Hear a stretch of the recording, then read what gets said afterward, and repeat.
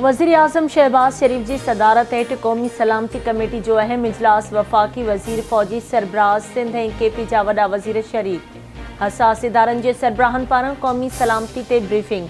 क़ौमी सलामती कमेटी मुल्क में दहशतगर्दी ख़िलाफ़ ऑपरेशन जारी रखण ऐं उन खे वधीक तेज़ करण ते इत्तफ़ाक़ करे वरितो। दहशतगर्दनि ख़िलाफ़ ज़ीरो टॉलरेंस पॉलिसी जारी रहंदी।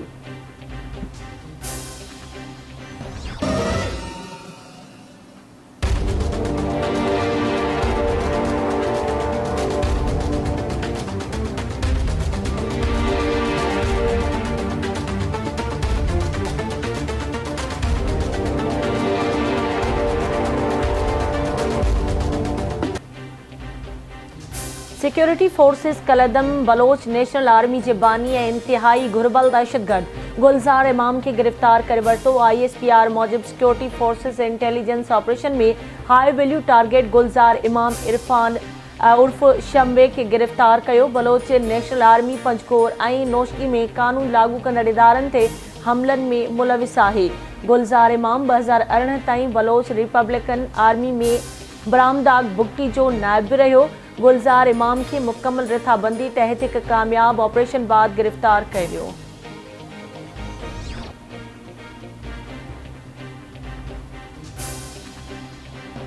मुल्क में हफ्तेवार महांगाई की शरह 44% खां भी वधी वई। शुमारियात खाते तरफां मुल्क में महांगाई की सूरतहाल ते हफ्तेवार रिपोर्ट जारी। रिपोर्ट मूजिब महांगाई की शरह में 92.92% इजाफो थियो ऐं महांगाई की मजमूई शरह 44.49% रिकॉर्ड कई वई।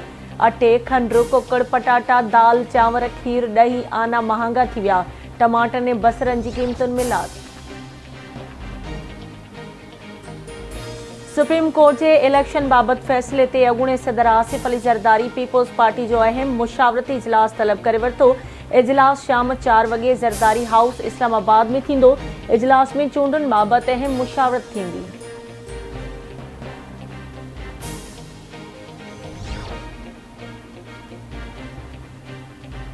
PTI चेयरमैन इमरान खान खिलाफ एक बियो केस दाख़िल कयो वियो। इमरान खान खिलाफ अस्करी इदारनि जे ऑफिसरनि खिलाफ ॻाल्हाइण ते रमना थाणे ते केस दाख़िल कयो वियो। FIR में चयो आहे त इमरान खान पंहिंजी तकरीर में फ़ौजी ऑफिसरनि खिलाफ गुथा लफ़्ज़ इस्तेमाल कया।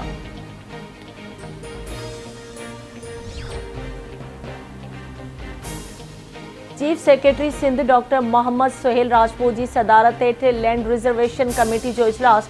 हैदराबाद सखर मोटरवे समेत ॿियनि मनसूबनि लाइ ज़मीन मुख़्तस करण की मंजूरी। जामशोरो में M6 मोटरवे लाइ 103 एकड़ ज़मीन मखसूस करण की मंजूरी ॾिनी वई।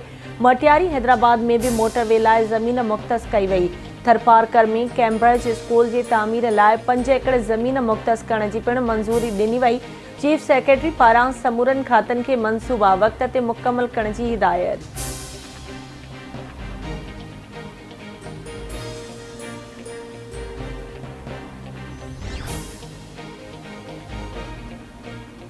अॻूणे वज़ीर आज़म नवाज़ शरीफ सुप्रीम कोर्ट के फैसले खिलाफ मंजूर थियल ठहराव की हिमायत करे छॾी। चवे थो हू पार्लियामेंट के हक़ में आहे। पार्लियामेंट बिल्कुल दुरुस्त ठहराव पास कयो आहे। पार्लियामेंट के ॿुधाइण घुर्जे त हू हिकु आला ऐं मुल्क जो वॾो इदारो आहे।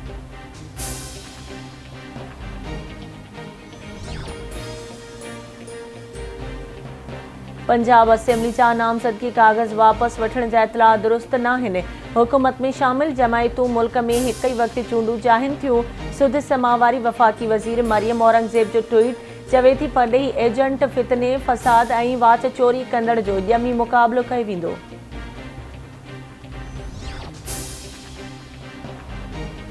कंधकोट वेझो कबाइली झेड़े में हथियारबंद नेता मार्सिवल प्रोफेसर अजमल सावन के कत्ल केस में घुरबल जवाबदारनि की गिरफ्तारी लाइ अॼु ॿिए ॾींहुं बि कंधकोट पुलिस जो ऑपरेशन। ॻोठ सरदार खान सिंधराणी, ॻोठ भनर, ॻोठ ड्रहो में चढ़ाई। जवाबदारनि के घरनि के ड्राहे पट कयो वियो। बाहियूं मक़तूल प्रोफेसर अजमल सावन जो मड़ सखर में सवे आलियुनि अखियुनि सां मिटीअ मां हवाले कयो वियो। अहमद नगर में अदा कयल जनाज़े निमाज़ में वॾे अंग में माण्हुनि जी शिरकत।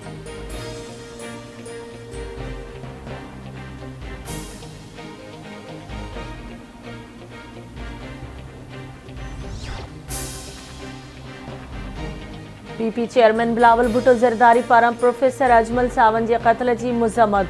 सिंध पुलिस के कत्ल की जांच करे जवाबदारन के कैफर किरदार ताईं पहुंचाइण की हिदायत। बिलावल भुट्टो ज़रदारी जो चवण है त इल्मदोस्त शख्सियत के कत्ल की ख़बर ॿुधी सख्त सदमो रसियो। प्रोफेसर अजमल सावन के कातिलन के जल्द गिरफ्तार कयो वञे।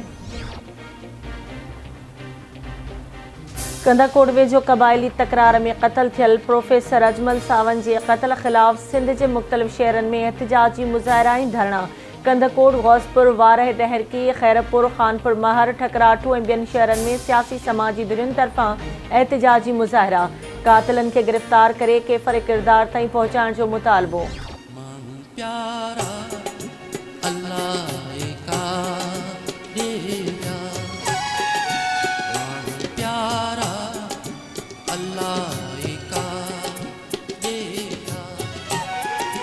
प्यार वारा अल्लाह का देव्या, प्यार वारा अल्लाह का देव्या, प्यारा अल्लाह का देव्या। सिंध के अरदे पुट ऐं जस्कम चेयरमैन शहीद बशीर खान कुरैशी के विछोड़े के 11 वरह गुज़री विया। सिंध की कुंड कुर्श खां कारकुननि जा काफ़िला रते देरे पहुची रहा आहिनि। जस्कम चेयरमैन सनान कुरैशी की क़यादत में हज़ारें कारकुन बशीर कुरैशी की मज़ार ते हाज़िरी भरे गोलन की वरखा कंदा। जलसे लाइ मज़ार अॻियां वॾो पिंडाल जोड़ियो वियो। इफ़्तारी खां पोइ सनान कुरैशी ऐं ॿिया अॻुवाण जलसे खे ख़िताब कंदा।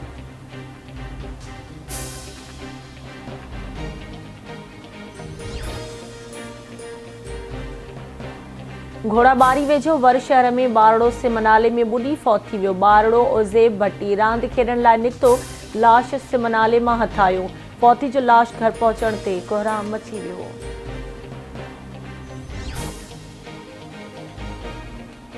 लाड़काणे में अगवा थियल 2 नौजवाननि के वारसनि के धाड़ेलनि जी फोन। धाड़ेलनि पारां मुग़वियुनि की बाज़ियाबी लाइ 25 लाख रुपया भोंग तलब। मुग़वियुनि ते तशद्दुद करण वारी वीडियो वायरल थियण खां पोइ मुग़वियुनि के घर में रोज राड़ो मतल।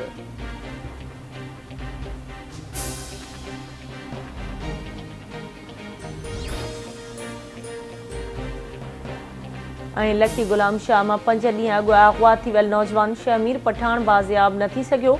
मुग़वी के वारसनि सां धाड़ेलनि जो राब्तो 2 करोड़ रुपया भोंग तलब।